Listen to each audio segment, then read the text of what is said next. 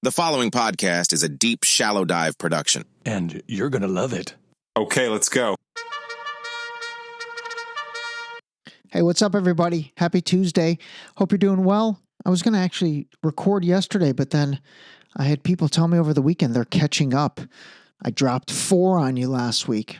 Is that too much? Seriously, I need some feedback from you guys to try and figure out what is the right amount. I mean, I went from doing 5 days a week to 3 days a week. Sometimes I hit 4. Anyway, please, if you get a chance, send me a smoke signal and let me know what you think the right amount per week is that you can keep up. I would be curious. All right, a couple things. I received a lot of positive messages, or actually, I don't even want to say positive, but a lot of messages saying they got a lot out of the podcast interview with Greg Stoker, as I did, actually. I really did get a lot out of that. You know, I did want to try and kind of just clarify really my understanding that came out of that. And honestly, it is making me understand the Democratic Party a little bit better. But let me make sure Greg and I were really clear. So the way you have to think about the Democratic Party is really you have liberal Democrats. So when you hear the term liberal from now on, you should really be thinking almost, the establishment Democrats. Sometimes they call them the donor class. And this is who Trump is referring to when he says the radical left. Now, again, that's confusing because I'm about to define left and lefty for you, left, lefty, leftist. And it's not the same as liberal. So when Trump is talking about the radical left, he really fundamentally is talking about liberals. And again, establishment, the donor class, you really hear that term a lot. You hear the donor class a lot. And quite frankly, this is Biden, Kamala Harris, Hillary Clinton, the Obamas, who else? I mean, Chuck Schumer, Hakeem Jeffries, let's see who else on Adam Schiff, Shifty Schiff. This is all those guys. This really is everybody. Okay. Now, when you hear left, I mean, it's so confusing. I don't really think they say left. Instead, when you hear lefty or leftist, that really is such a misleading term because that's Greg Stoker. That's Bernie Sanders. And honestly, I went back at Greg and I said, hey, who else besides Bernie would really fall into that? And I haven't heard back from him, but I'll let you know when I do. I think he said on the podcast, Jon Stewart, his policies are left. But really, I guess more than anything, you should think about progressive. That term, you've probably heard that term, progressive centrist. You kind of hear that centrist term a lot where they are supposed to kind of be in the center. But again, just to clarify, and I'll clarify it even further once I hear back from Greg, but the term leftist and lefty, you should not think about that as every Democrat, okay? When you hear that, think of Bernie Sanders. I mean, honestly, it's probably potentially the only person, but definitely the best person to think about when you hear that kind of lefty, leftist term. And then again, when you hear liberal, this one I think is much easier to define. But when you hear liberal, that's really Biden, Harris, Schumer, Pelosi, Adam Schiff, Obama's, all that. And quite frankly, that's definitely the more powerful fraction of the Democratic Party and the one that really, had taken over the reins probably since 2008, since Obama won the presidency. So anyway, okay, I did want to provide that little perspective, but I'm glad you guys enjoyed that. I do have two guest interviews coming this week. I finally will air my one with Alan Shabaro, who again was the Sniper Special Forces. I think this guy's super interesting. He's kind of that gentle giant. And then I did record with my main man, Elijah Kallenberg, to get his perspective on all the stuff going on with this Mahmoud Khalil kid at Columbia. So anyway, both of those either separate or part of another episode, they'll get released this week. Okay. All right. Let's talk about the next topic. And again, I was never even going to talk about this on the podcast. I don't know if I really mentioned it much, but I just got so many requests about it on the Deep Shallow Dive Instagram that I ended up putting out a few slides on it. And really, I'll probably just play that. And this is in regards to French President Emmanuel Macron and really the story that Candace Owens pretty much broke. Well, she shouldn't get actually total credit for breaking it, because the people that broke it over the past 7 or 8 years have been these like incredible French reporters, but they've all gotten so stifled and so shut down. You never really heard the story until this one guy, Xavier Poussard. He was a journalist that really like daringly put this out into the public. And fundamentally, what the story is, there's 2 parts to it, but the part we're going to focus on today is basically that Brigitte Macron, who is the First Lady of France, is a man, and she's a transgender, and she, I guess, was a man. Maybe that's a better way to put it. But not only was she a man before, but she's basically kind of faked this identity of having a brother, and her brother is this guy named Jean-Michel Trogneau. And basically, Jean-Michel Trogneau lived from the ages of 0 to 30, and there's pictures of him as a kid. There is no pictures of him post the age of 30. Now, Trogneau did have 3 children, okay? And at the age of 30, this is basically the Candace Owens / now Tucker Carlson and many others who have accepted this. Man, this will be interesting to see if it ever actually gets completely out into the mainstream. But they're basically saying that Trogneau then transitioned into being a woman and became Brigitte Trogneau. And then basically Brigitte, when she was like in her late 30s or maybe 41, I think was the age, she met Emmanuel Macron at the age of either 14 or 15, and they started dating. So basically, man, if that's true, I mean, that part is true. So a 14 or 15-year-old Emmanuel Macron ended up having a relationship with a late 30s or early 40s Brigitte Trogneau, and that eventually led to them getting married and led to obviously him becoming the president of France, and she's the first lady.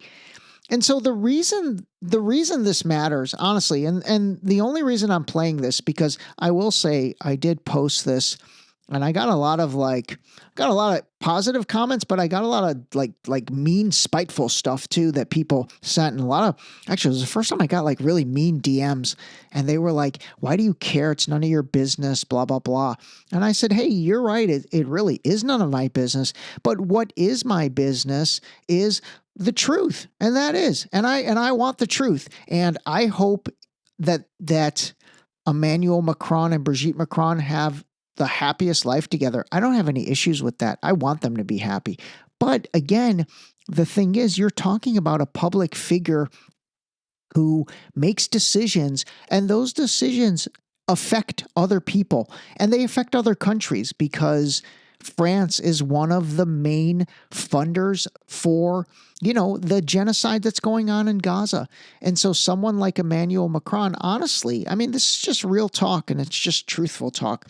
Someone like Emmanuel Macron, who personally is involved with making decisions that end up, genociding women and children, I don't think that's appropriate for him to be able to lie to everybody and hold that back, because it to me, it shows his character and it shows who he is.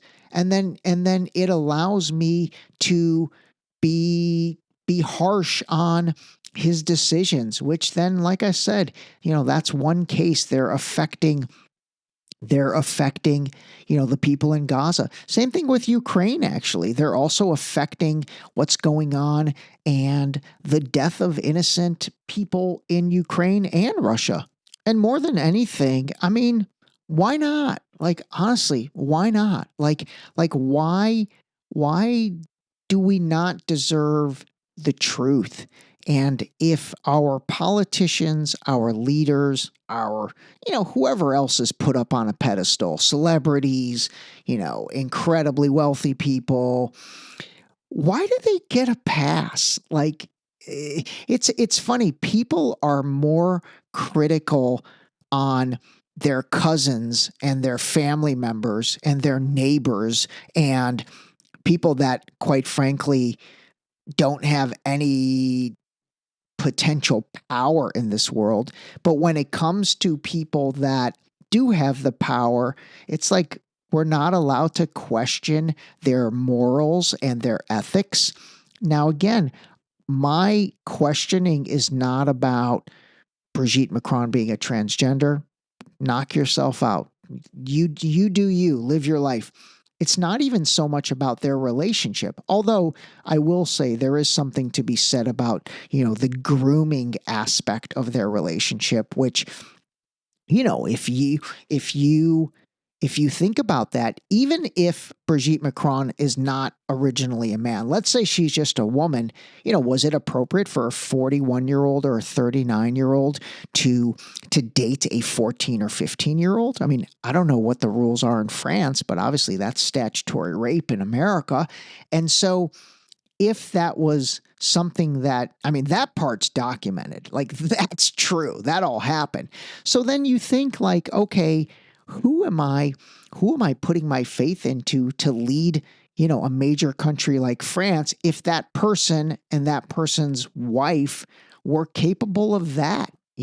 So that's where I think it is appropriate to talk about this stuff, and it is appropriate to at least understand it. And more than anything, it's appropriate to know the truth. And then you decide if you care, if you don't care. But again, what's wrong with knowing the truth? Seriously, I really feel that way. What's wrong with knowing the truth? All right, let me play a couple things. Do you know the story of President Macron and his wife? Macron was just 15 when he fell for Brigitte Macron, a 40-year-old married woman whose daughter Laurence was his classmate at school. She gradually fell under his spell, and the affair caused a scandal in the provincial city they both lived in. Macron's parents, both doctors, sent him to board in Paris for his sixth form studies, but he continued to pursue her. "My head was in a mess," Brigitte said. "At the moment of my father's death, I was taken over by a hurricane inside me. For me, such a young boy was crippling. Emmanuel had to leave for Paris. I told myself he would fall in love with someone his own age. It didn't happen." She gave up teaching drama at the class where she met Macron. "The only obstacle was my children," Brigitte said. "I took my time so I would not wreck their lives. That lasted 10 years, the time to put them on the rails. You can imagine what they were hearing, but I didn't want to miss out on my life." She divorced her estranged husband in 2006 and married Macron in 2007 when he was a young civil servant. Her son is now 48, 3 years older than President Macron, and her daughters are 46 and 39. Okay, so that's a good background. I need to look up the kids a little bit more, but I will say this, the ex-husband, now again, remember, Brigitte's ex-husband, that guy's nowhere to be found. He's not dead, supposedly, but he lives a quote-unquote very private life, so that guy's nowhere to be found. They've not been able to locate the ex-husband to corroborate that he was married to Brigitte, so that's interesting. And then we're going to get into the Jean-Michel Trogneau, the brother part, in a second, but I will have to do a little more research on those three kids because, again, from my understanding, the three kids that guy's talking about, she did not give birth to those three kids, which actually is supported even more because they've never produced pictures of Brigitte pregnant, kind of like Michelle Obama. That's true, actually. Sorry for all you Obama fans, but that's true. And actually, if you can send me a picture of Michelle Obama pregnant, you will get a pair of deep shallow dive socks. I'm going to start giving away socks. Actually, I do have socks. I keep forgetting I have socks. Anyway, yeah, that is true. Actually, Michelle Obama pregnant. See if you can find a picture of that. I guarantee you won't be able to. So that was another thing with Brigitte Macron. There's no pictures of her from 0 to 30. Now let's get into the Jean-Michel Trogneau part, and she's back. She's back, my queen.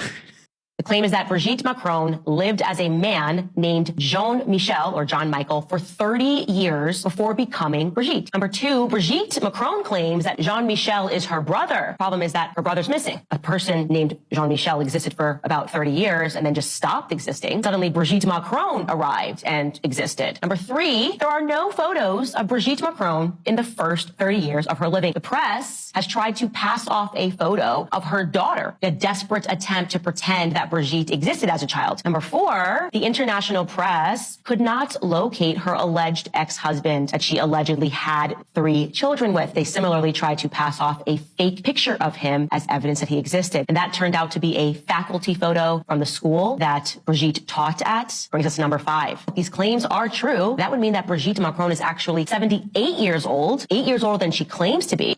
All right, so there's a little summary from Candace in terms of kind of the Jean-Michel Trogneau stuff.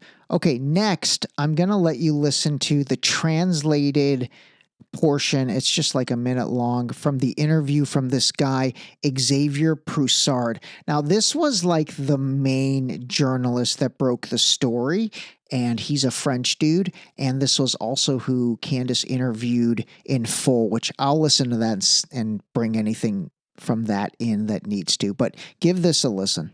And by the way, let me say this. So there's the photos of Jean-Michel Trogneau that are available when he was younger. Like I'm talking, 15, 18, 10, those ages. They compare those to the current Brigitte Macron. And man, they really do look pretty damn identical. Now, I will say this. If I was Brigitte Macron and I came from a wealthy family of means and I was doing a transgender operation, I probably would do so much plastic surgery that my face would not be recognizable. You know what I mean? Like in this picture that he's about to talk about, one of the big things are the nose and then the cheeks and the dimples and things like that. I guess in my mind, I thought, man, why would she not just get like crazy? I'm not talking about Michael Jackson level plastic surgery with the nose, but like you can really change your nose enough to where they don't look alike. Instead of having like a, I don't know, chubby nose, you have a super defined nose. And the cheekbones and all that as well. Now, obviously, people will know you've had surgery, but at least it takes away, the 2 pictures of you at the age of 15 and you at the age of 40. You really can tell someone is the same person. And that's the case with these 2 photos that he's about to speak about. It's Jean-Michel Trogneau at 18 years old. There's no room for doubt. After a year and a half of procedures, the Jesuits finally gave us a photo. And so there we see Jean-Michel Trogneau, and when we compare him, it's very striking since we actually see distinctive signs which aren't misleading, notably below the mouth and this thing here, which looks like a mole or a pimple. Recent discussions have emerged regarding French First Lady Brigitte Macron. One of the focal points of these claims is a particular photograph of a young person wearing glasses, which some observers argue bears a strong resemblance to Brigitte Macron today. Supporters of the theory have pointed to facial similarities, including matching dimples and marks on the face. However, no concrete evidence has been presented to substantiate the idea that Brigitte Macron and the person in the photograph are the same individual. Brigitte Macron herself has strongly denied these claims, and they have been widely dismissed as conspiracy theories by mainstream media. Nevertheless, figures like Candace Owens have discussed the topic, raising questions about perceived inconsistencies, but without presenting verified proof. It is crucial to emphasize that these claims remain allegations without factual confirmation. Okay, that's fair. I mean, they are allegations. There's no factual confirmation. All right, so there's that. And then, here, I guess for me, it's like, this is so easy to prove that it is just a wild conspiracy. And all they have to do is call a press conference and have Brigitte there and her brother, Jean-Michel, there, who, by the way, they've never said the brother died. The brother is still alive, supposedly. But again, he lives a quote-unquote very private life.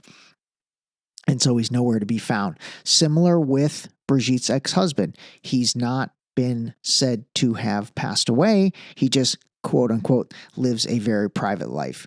And then I'll find out more information about those three kids. I'm curious if they're in the public eye at all or not. But anyway, so like it would be so easy to just squash all this and quite frankly, almost turn it into a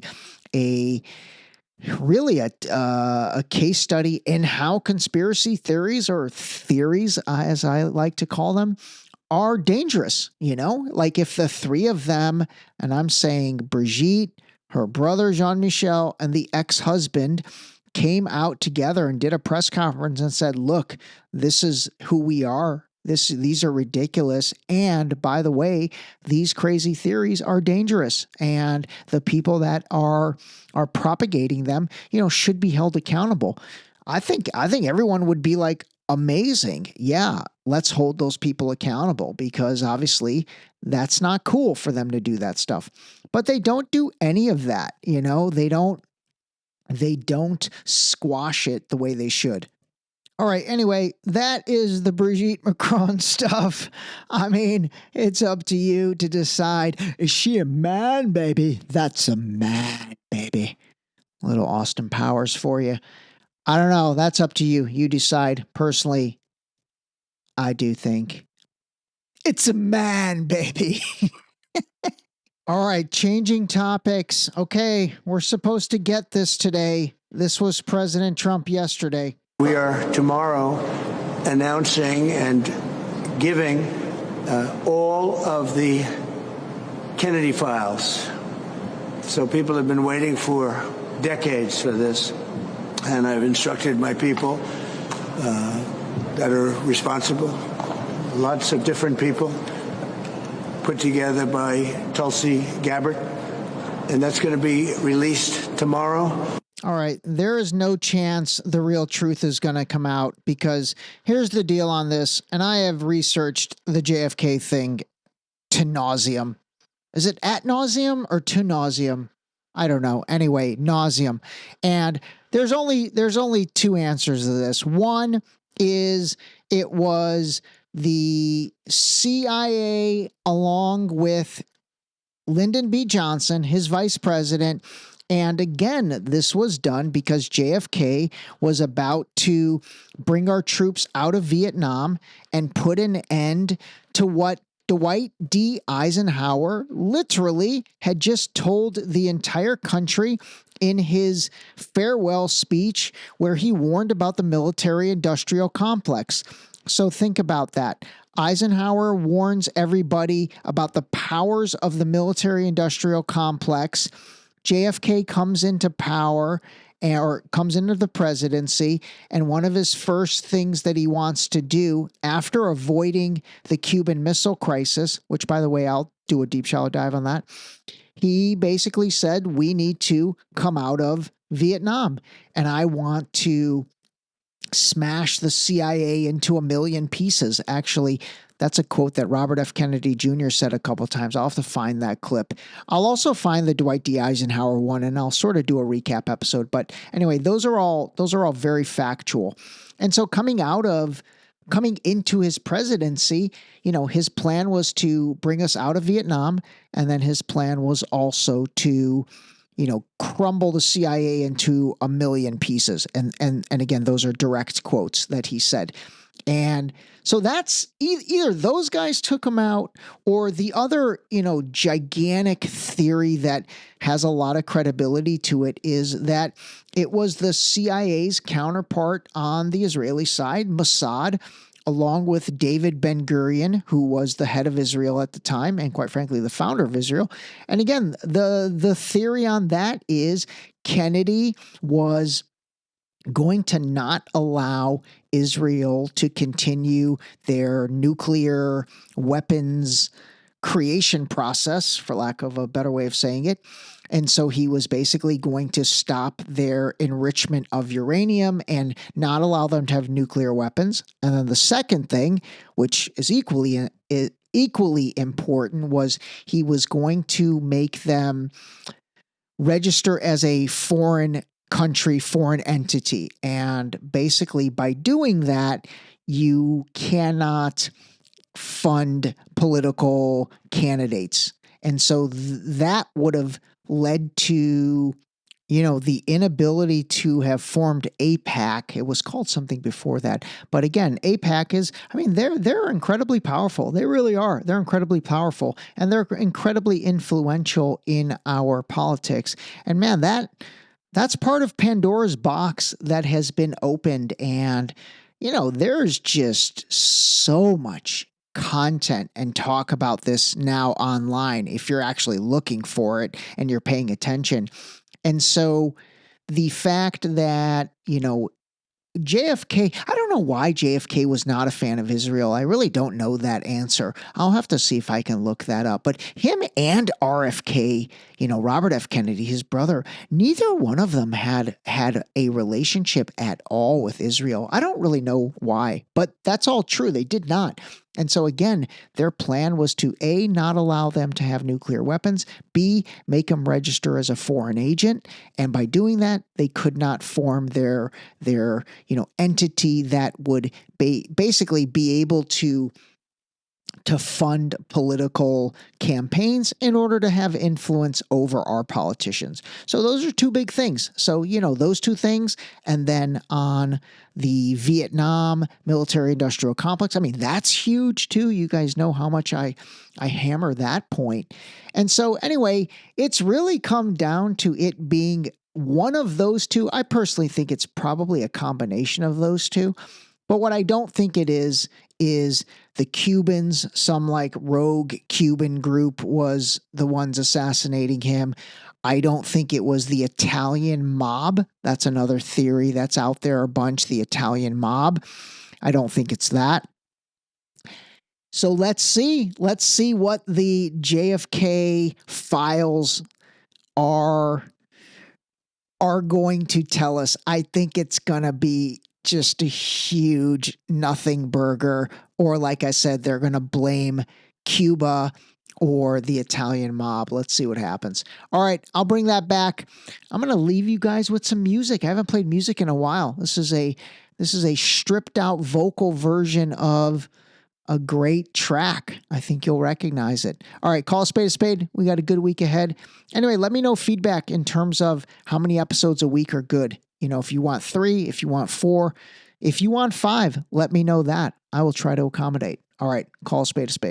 You didn't have to cut me off, make out like it never happened, and now we were nothing. And I don't even need your love, but you treat me like a stranger, and that feels so rough. No, you didn't have to stoop so low, have your friends collect your records and then change your number. I guess that I don't need that though. Now you're just somebody that I used to know. That was a great way to end it. This episode was brought to you by the new book Deep Shallow Dive Into You, available now on Amazon and Barnes & Noble in hardcover and paperback. Don't forget to sign up for our new mailing list on our website at deepshallowdive.com.